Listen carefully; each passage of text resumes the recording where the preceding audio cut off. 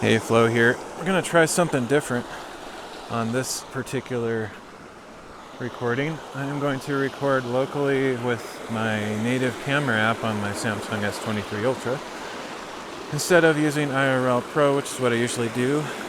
So there's not going to be any scripture overlays as I'm reading. Anything that you see happening is going to be done post-processing, which will take a lot more work, but it's kind of something I've wanted to be able to do in case there's times when I have no signal at all. At least it would give me flexibility. So I'll just let you know what the chapters are, and maybe they'll be on the screen later. I don't know. Probably. So I'm going to be reading 1 Samuel chapters 9 to 15 and Acts chapter 9. I'm just going to use my phone Bible app to read them because I can't get the slides to work. There's such a bad signal here. So, plus I had this weird technical difficulty I've never had before.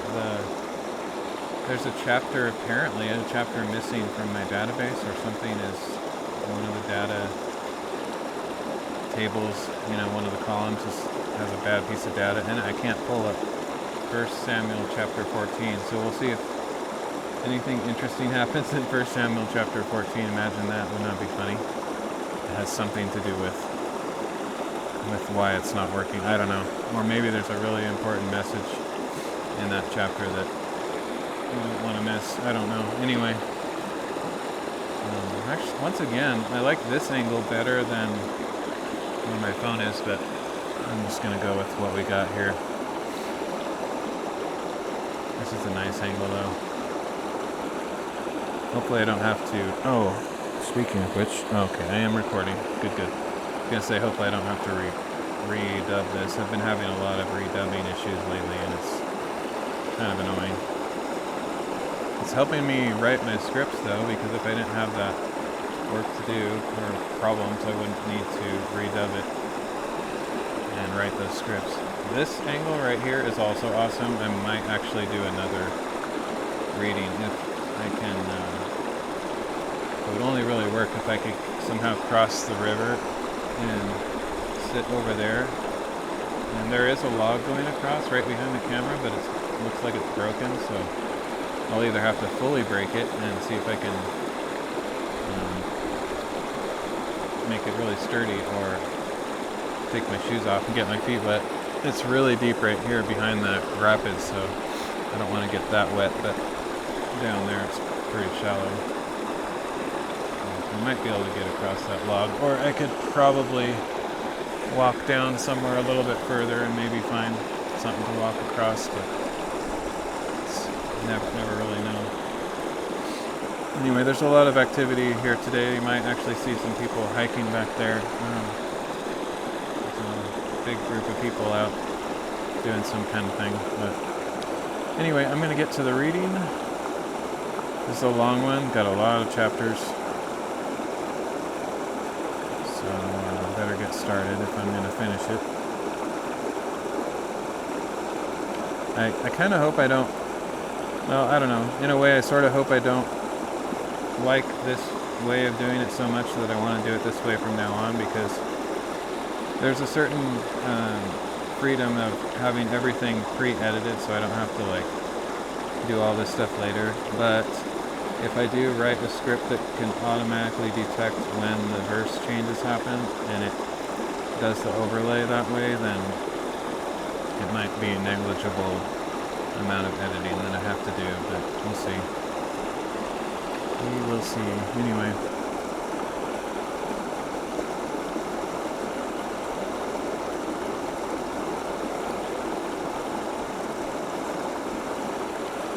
First Samuel chapter 9. Now there was a Benjamite, a powerful man, whose name was Kish, son of Abiel, the son of Zeror, the son of Bechorath, the son of Aphiah of Benjamin. And he had a son named Saul, choice and handsome, without equal among the Israelites, a head taller than any of the people. One day the donkeys of Saul's father Kish wandered off, and Kish said to his son Saul, "Take one of the servants and go look for the donkeys." So Saul passed through the hill country of Ephraim, and then through the land of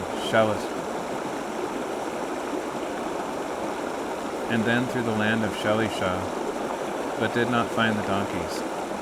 He and the servant went through the region of Shalim, but they were not there. Then they went through the land of Benjamin, and still they did not find them. When they reached the land of Zuph, Saul said to his servant, "Come, let us go back, or my father will stop worrying about the donkeys and start worrying about us." "Look," said the servant, "in this city there is a man of God who is highly respected. Everything he says surely comes to pass. Let us go there now. Perhaps he will tell us which way to go." "If we do go," Saul replied, "what can we give the man? For the bread in our packs is gone, and there is no gift to take to the man of God. What do we have?" The servant answered him again. "Look," he said, "I have here in my hand a quarter shekel of silver. I will give it to the man of God, and he will tell us our way." Formerly in Israel, a man on his way to inquire of God would say, "Come, let us go to the seer," for the prophet of today was formerly called the seer. Good, said Saul to his servant. "Come, let us go." So they set out for the city where the man of God was. And as they were climbing the hill to the city, they met some young women coming out to draw water and asked, "Is the seer here?" "Yes, he is ahead of you," they answered. "Hurry now, for today he has come to the city because the people have a sacrifice on the high place. As soon as you enter the city, you will find him before he goes up to the high place to eat. The people will not eat until he comes, because he must bless the sacrifice. After that, the guests will eat. Go up at once, you will find him." So Saul and his servant went up toward the city, and as they were entering it, there was Samuel coming toward them on his way up to the high place. Now on the day before Saul's arrival, the Lord had revealed to Samuel, "At this time tomorrow I will send you a man from the land of Benjamin, and you are to appoint him leader over my people Israel. He will save them from the hand of the Philistines. For I have looked upon my people, because their cry has come to me."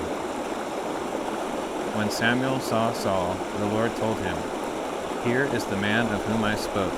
He shall rule over my people." Saul approached Samuel in the gateway and asked, "Would you please tell me where the seer's house is?" "I am the seer," Samuel replied. "Go up before me to the high place, for you shall eat with me today. And when I send you off in the morning, I will tell you all that is in your heart. As for the donkeys you lost 3 days ago, do not worry about them, for they have been found. And upon whom is all the desire of Israel, if not upon you and all your father's house?" Saul replied, "Am I not a Benjamite from the smallest tribe of Israel? And is not my clan the least of all the clans of Benjamin? So why would you say such a thing to me?" Then Samuel took Saul and his servant, brought them into the hall, and seated them in the place of honor among those who were invited, about 30 in all. And Samuel said to the cook, "Bring the portion I gave you and told you to set aside." So the cook picked up the leg and what was attached to it and set it before Saul. Then Samuel said, "Here is what was kept back. It was set apart for you. Eat, for it has been kept for you for this occasion, from the time I said, 'I have invited the people.'" So Saul dined with Samuel that day. And after they had come down from the high place into the city, Samuel spoke with Saul on the roof of his house. They got up early in the morning, and just before dawn, Samuel called to Saul on the roof, "Get ready, and I will send you on your way." So Saul arose, and both he and Samuel went outside together. As they were going down to the edge of the city, Samuel said to Saul, "Tell the servant to go on ahead of us, but you stay for a while. and I will reveal to you the word of God." So the servant went on.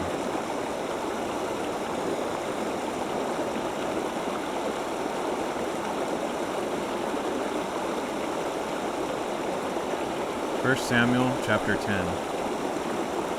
Then Samuel took a flask of oil, poured it on Saul's head, kissed him, and said, "Has not the Lord anointed you ruler over his inheritance? When you leave me today, you will find 2 men at Rachel's tomb in Zelzah, on the border of Benjamin. They will say to you, 'The donkeys you seek have been found.' And now your father has stopped worrying about the donkeys and started worrying about you, asking, 'What should I do about my son?' Then you will go on from there until you come to the oak of Tabor. 3 men going up to God at Bethel will meet you there, one carrying 3 young goats, another carrying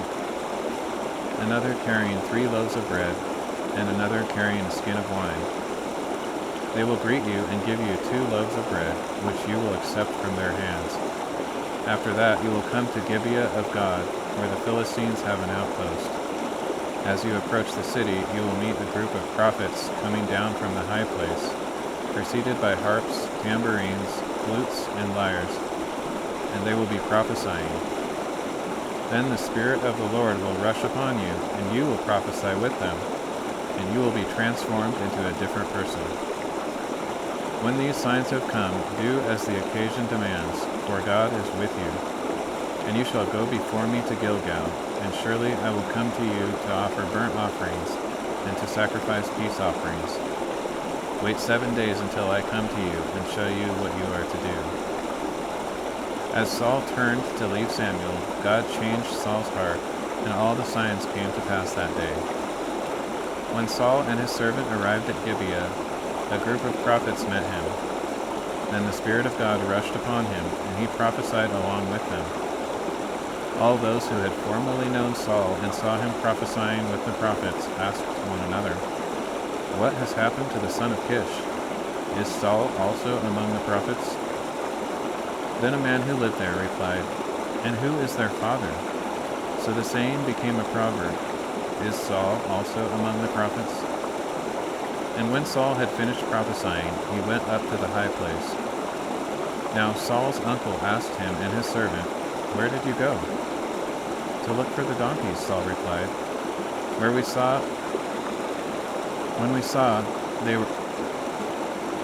saw they were not to be found, we went to Samuel. "Tell me," Saul's uncle asked, "what did Samuel say to you?" And Saul replied, "He assured us that the donkeys had been found." But Saul did not tell his uncle what Samuel had said about the kingship. After this, Samuel summoned the people to the Lord at Mizpah and said to the Israelites, "This is what the Lord, the God of Israel, says. I brought Israel up out of Egypt, and I rescued you from the hands of the Egyptians and of all the kingdoms that oppressed you. But today you have rejected your God, who saves you from all your troubles and afflictions, and you have said to him, 'No, set a king over us.' Now therefore present yourselves before the Lord by your tribes and clans." Thus Samuel had all the tribes of Israel come forward, and the tribe of Benjamin was selected. Then he had the tribe of Benjamin come forward by its clans, and the clan of Nachri was selected. Finally, Saul, son of Kish, was selected. But when they looked for him, they could not find him. So again they inquired of the Lord, "Has the man come here yet?" And the Lord replied, "Behold, he has hidden himself among the baggage." So they ran and brought Saul, and when he stood among the people, he was a head taller than any of the others. Samuel said to all the people, "Do you see the one the Lord has chosen? There is no one like him among all the people." And all the people shouted, "Long live the king!" Then Samuel explained to the people the rights of kingship. He wrote them on a scroll and laid it up before the Lord. And Samuel sent all the people away, each to his own home. Saul also went to his home in Gibeah, and the men of valor whose hearts God had touched went with him. But some worthless men said, "How can this man save us?" So So they despised him and brought him no gifts. But Saul remained silent about it.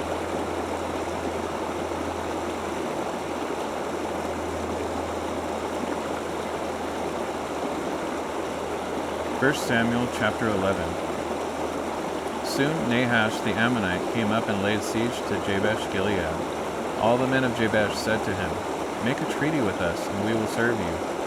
But Nahash the Ammonite replied, "I will make a treaty with you on one condition, that I may put out everyone's right eye and bring reproach upon all Israel." "Hold off for 7 days," replied the elders of Jabesh, "and let us send messengers throughout Israel. If there is no one to save us, we will surrender to you." When the messengers came to Gibeah of Saul and relayed these words in the hearing of the people, they all wept aloud. Just then Saul was returning from the field behind his oxen. "What troubles the people?" asked Saul. "Why are they weeping?" And they relayed to him the words of the men from Jabesh. When Saul heard their words, the Spirit of God rushed upon him, and he burned with great anger. He took a pair of oxen, cut them into pieces, and sent them by messengers throughout the land of Israel, proclaiming, "This is what will be done to the oxen of anyone who does not march behind Saul and Samuel." Then the terror of the Lord fell upon the people, and they turned out as one man. And when Saul numbered them at Bezek, there were 300,000 Israelites and 30,000 men of Judah. So they said to the messengers who had come, "Tell the men of Jabesh Gilead, deliverance will be yours tomorrow by the time the sun is hot." And when the messengers relayed this to the men of Jabesh, they rejoiced. Then the men of Jabesh said to Nahash, "Tomorrow we will come out, and you can do with us whatever seems good to you." The next day Saul organized the troops into 3 divisions, and during the morning watch they invaded the camp of the Ammonites and slaughtered them until the hottest part of the day. And the survivors were so scattered that no 2 of them were left together. Then the people said to Samuel, "Who said that Saul should not reign over us? Bring those men here so we can kill them." But Saul ordered, "No one shall be put to death this day, for today the Lord has worked salvation in it."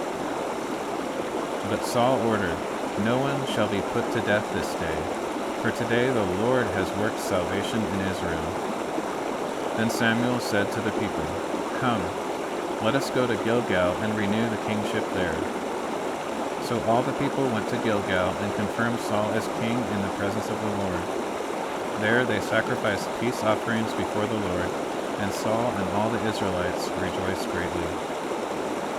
Then Samuel said to all Israel, "I have listened to your voice in all that you have said to me, and I have set over you a king. Now here is the king walking before you, and I am old and gray, and my sons are here with you. I have walked before you from my youth until this day. Here I am. Bear witness against me before the Lord and before his anointed. Whose ox or donkey have I taken? Whom have I cheated or oppressed? From whose hand have I accepted a bribe and closed my eyes? Tell me, and I will restore it to you." "You have not wronged us or oppressed us," they replied, "nor have you taken anything from the hand of man." Samuel said to them, "The Lord is a witness against you, and his anointed is a witness today, that you have not found anything in my hand." "He is a witness," they replied. Then Samuel said to the people, "The Lord is the one who appointed Moses and Aaron, and who brought your fathers up out of the land of Egypt. Now present yourselves, so that I may confront you before the Lord with all the righteous acts he has done for you and your fathers. When Jacob went to Egypt, your fathers cried out to the Lord, and he sent them Moses and Aaron, who brought your fathers out of Egypt and settled them in this place. But they forgot the Lord their God, and he sold them into the hand of Sisera, the commander of the army of Hazor, and into the hands of the Philistines and the king of Moab, who fought against them. Then they cried out to the Lord and said, 'We have sinned, for we have forsaken the Lord and served the Baals and Ashtaroths. Now deliver us from the hands of our enemies, that we may serve you.' So the Lord sent Jerubbaal, Barak, Jephthah, and Samuel, and he delivered you from the hands of your enemies on every side, and you dwelt securely. But when you saw that Nahash, king of the Ammonites, was moving against you, you said to me, No, we must have a king to rule over us, even though the Lord your God was your king. Now here is the king you have chosen, the one you requested. Behold, the Lord has placed a king over you.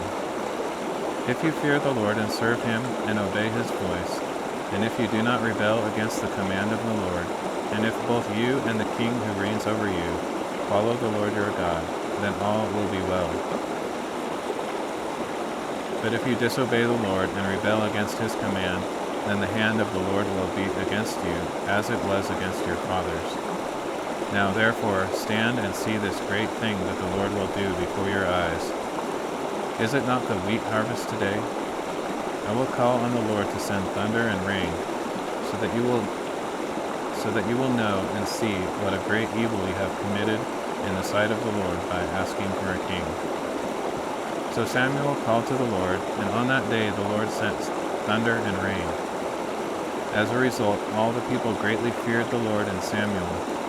They pleaded with Samuel, Pray to the Lord your God for your servants, so that we will not die. For we have added to all our sins the evil of asking for a king. Do not be afraid, Samuel replied. Even though you have committed all this evil, do not turn aside from following the Lord, but serve the Lord with all your heart. Do not turn aside after worthless things that cannot profit you or deliver you, for they are empty. Indeed, for the sake of his great name, the Lord will not abandon his people, because he was pleased to make you his own. As for me, far be it from me that I should sin against the Lord by ceasing to pray for you, and I will continue to teach you the good and right way. Above all, fear the Lord and serve him faithfully with all your heart. Consider what great things he has done for you. But if you persist in doing evil, both you and your king will be swept away.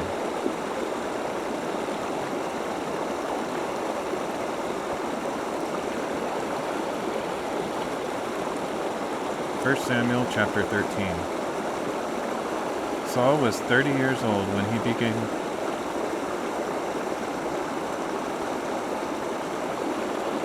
1 Samuel chapter 13. Saul was 30 years old when he became king, and he reigned over Israel 42 years. He chose for himself 3,000 men of Israel. 2,000 were with Saul at Michmash, and in the hill country of Bethel, and 1,000 were with Jonathan in Gibeah of Benjamin. And the rest of the troops he sent away, each to his own home. Then Jonathan attacked the Philistine outpost at Geba, and the Philistines heard about it. So Saul blew the ram's horn throughout the land, saying, "Let the Hebrews hear." And all Israel heard the news. Saul has attacked an outpost of the Philistines, and now Israel has become a stench to the Philistines. Then the people were summoned to join Saul at Gilgal. Now the Philistines assembled to fight against Israel with 3,000 chariots, 6,000 horsemen, and troops as numerous as the sand on the seashore. They went up and camped at Michmash, east of Beth-aven. Seeing that they were in danger because their troops were hard-pressed, the men of Israel hid in caves and thickets, among the rocks, and in cellars and cisterns. Some Hebrews even crossed the Jordan into the land of Gad and Gilead. Saul, however, remained at Gilgal, and all his troops were quaking in fear. And Saul waited 7 days for the time appointed by Samuel, but Samuel did not come to Gilgal, and the troops began to desert Saul. So he said, "Bring me the burnt offering and the peace offerings." And he offered up the burnt offering. Just as he finished offering the burnt offering, Samuel arrived, and Saul went out to greet him. "What have you done?" Samuel asked. And Saul replied, "When I saw that the troops were deserting me, and that you did not come at the appointed time, and the Philistines were gathering at Michmash, I thought, now the Philistines will descend upon me at Gilgal, and I have not sought the favor of the Lord. So I felt compelled to offer the burnt offering." "You have acted foolishly," Samuel declared. "You have not kept the command that the Lord your God gave you. If you had, the Lord would have established your kingdom over Israel for all time. But now your kingdom will not endure. The Lord has sought a man after his own heart, and appointed him ruler over his people, because you have not kept the command of the Lord." Then Samuel set out from Gilgal and went up to Gibeah in Benjamin. And Saul numbered the troops who were with him, about 600 men. Now Saul and Jonathan his son, and the troops with him, were staying in Gibeah of Benjamin, while the Philistines camped at Michmash. And raiders went out of the Philistine camp in 3 divisions. One headed toward Ophrah in the land of Shual, another toward Beth-horon, and the third down the border road looking, and another toward Beth-horon, and the third down the border road overlooking the valley of Zeboim, facing the wilderness. And no blacksmith could be found in all the land of Israel, because the Philistines had said, "The Hebrews must not be allowed to make swords or spears." Instead, all the Israelites would go down to the Philistines to sharpen their plowshares, mattocks, axes, and sickles. The charge was a pim for sharpening a plowshare or mattock, a third of a shekel for sharpening a pitchfork or an axe, and a third of a shekel for repointing an ox goad. So on the day of battle, not a sword or spear could be found in the hands of the troops with Saul and Jonathan. Only Saul and his son Jonathan had weapons. And a garrison of the Philistines had gone out to the pass at Michmash.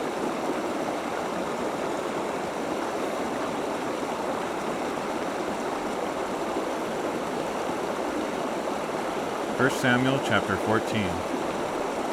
One day Jonathan, son of Saul, said to the young man bearing his armor, "Come, let us cross over to the Philistine outpost on the other side." But Jonathan did not tell his father. Meanwhile, Saul was staying under the pomegranate tree in Migron on the outskirts of Gibeah. And the troops who were with him numbered about 600 men, including Ahijah, who was wearing an ephod. He was the son of Ichabod's brother Ahitub, son of Phinehas, the son of Eli, the priest of the Lord in Shiloh. But the troops did not know that Jonathan had left. Now there were cliffs on both sides of the pass that Jonathan intended to cross to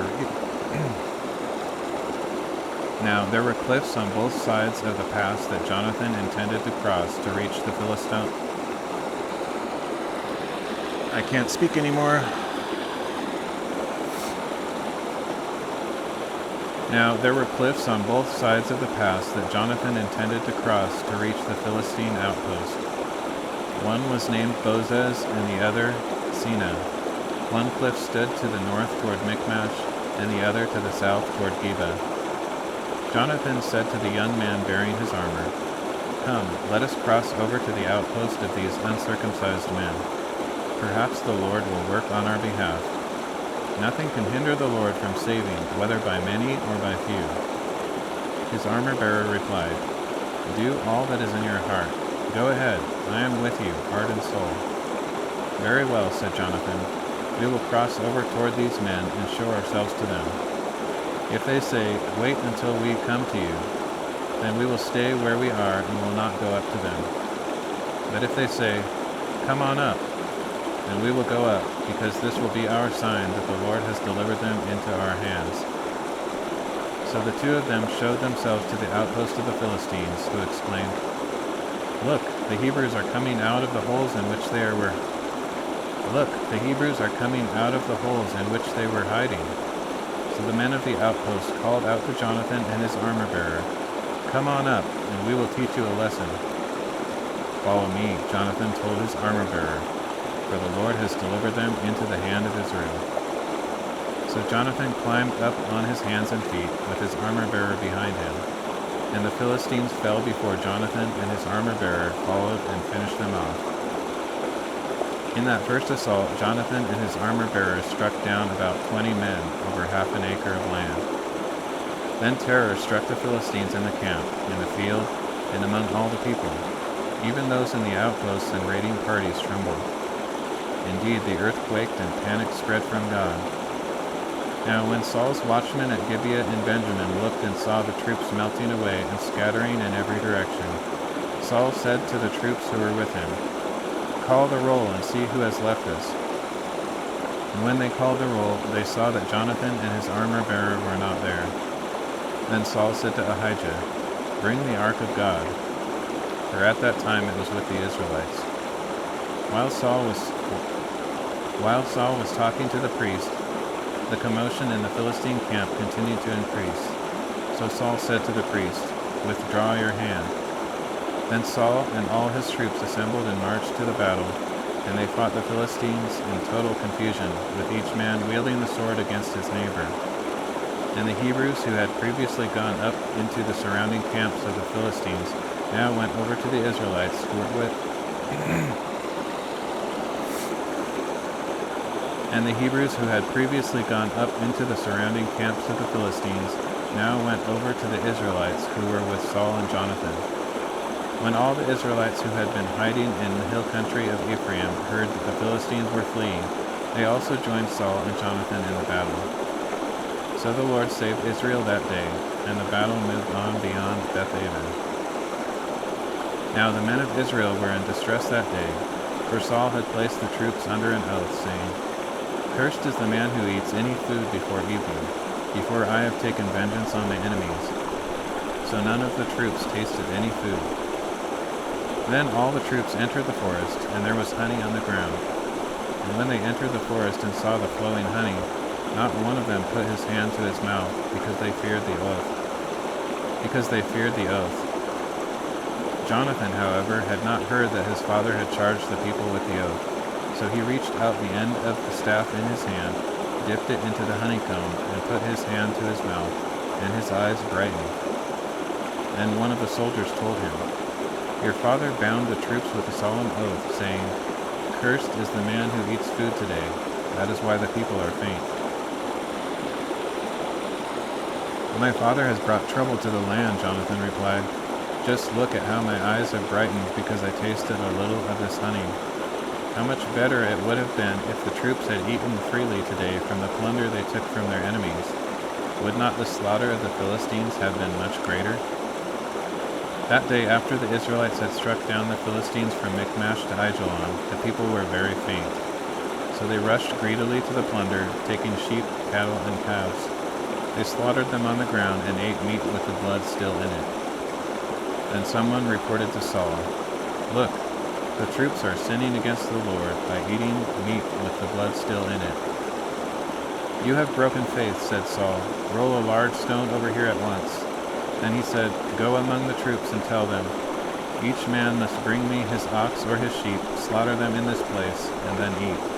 Do not sin against the Lord by eating meat with the blood still in it.'" So that night everyone brought his ox and slaughtered it there. Then Saul built an altar to the Lord. It was the first time he had built an altar to the Lord. And Saul said, "Let us go down after the Philistines by night and plunder them until dawn, leaving no man alive." "Do what seems good to you," the troops replied. But the priest said, "We must consult God here." So Saul inquired of God, "Shall I go down after the Philistines? Will you give them into the hand of Israel?" But God did not answer him that day. Therefore Saul said, "Come here, all you leaders of the troops, and let us investigate how this sin has occurred today. As surely as the Lord who saves Israel lives, even if it is my son Jonathan, he must die." But not one of the troops said a word. Then Saul said to all Israel, "You stand on one side, and I and my son Jonathan will stand on the other side." "Do what seems good to you," the troops replied. So Saul said to the Lord, the God of Israel, "Why have you not answered your servant this day? If the fault is with me or my son Jonathan, respond with Urim. But if the fault is with the men of Israel, respond with Thummim." And Jonathan and Saul were selected, but the people were cleared of the charge. Then Saul said, "Cast the lot between me and my son Jonathan." And Jonathan was selected. "Tell me what you have done," Saul commanded him. So Jonathan told him, "I only tasted a little honey with the end of the staff that was in my hand, and now I must die?" And Saul declared, "May God punish me, and ever so severely, if you, Jonathan, do not surely die." But the people said to Saul, Must Jonathan die, he who accomplished such a great deliverance for Israel? Never! As surely as the Lord lives, not a hair on his head will fall to the ground, for with God's help he has accomplished this today. So the people rescued Jonathan, and he did not die. Then Saul gave up his pursuit of the Philistines, and the Philistines returned to their own land. After Saul assumed the kingship over Israel, he fought against all his enemies on every side, the Moabites, the Ammonites, the Edomites, the kings of Zobah, and the Philistines. Wherever he turned, he routed them. He fought valiantly and defeated the Amalekites, delivering Israel from the hands of its plunderers. Now the sons of Saul were Jonathan, Ishvi, and Malchishua. His 2 daughters were named Merab, his firstborn, and Michal, his younger daughter. His wife's name was Ahinoam, daughter of Ahimaaz. The name of the commander of his army was Abner, the son of Saul's uncle Ner. Saul's father Kish and Abner's father Ner were sons of Abiel. And the war with the Philistines was fierce for all the days of Saul. So whenever he noticed any strong or brave man, Saul would enlist him.